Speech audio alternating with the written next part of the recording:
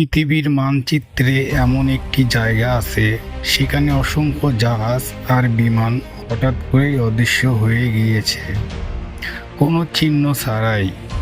এই রহস্যময় জায়গার নাম বারমুডা ট্রায়াঙ্গেল।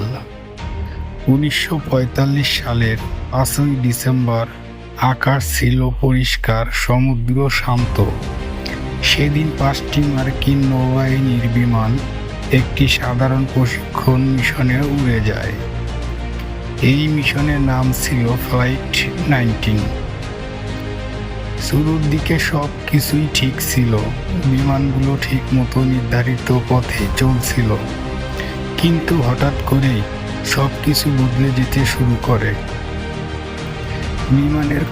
বিমানের কম্পাস কাজ করা বন্ধ করে দেয়।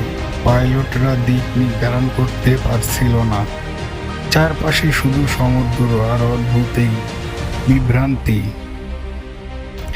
এরপর রেডিওতে ভেসে আসে ভয়ঙ্কর বার্তা, আমরা পথ হারিয়ে ফেলেছি, আমরা বুঝতে পারছি না আমরা কোথায় আছি।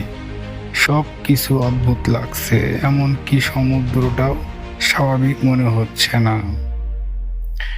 এর কিছুক্ষণ পর তাদের কণ্ঠ ধীরে ধীরে দুর্বল হয়ে যায়, আর তারপর হঠাৎ করে যোগাযোগ সম্পূর্ণ বন্ধ হয়ে যায়।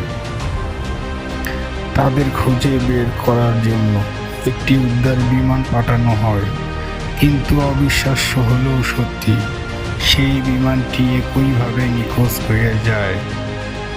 দিনের পর দিন খোঁজ চালানো হয়, সমুদ্রের প্রতিটি অংশে খুঁজে দেখা হয়, কিন্তু কোনো ধ্বংসাবশেষ, কোনো মৃতদেহ, একটুও প্রমাণ পাওয়া যায়নি। মনে হচ্ছিল যেন বিমানগুলো এই পৃথিবী থেকেই মুছে গেছে। আজও রহস্যের কোনো সমাধান নেই।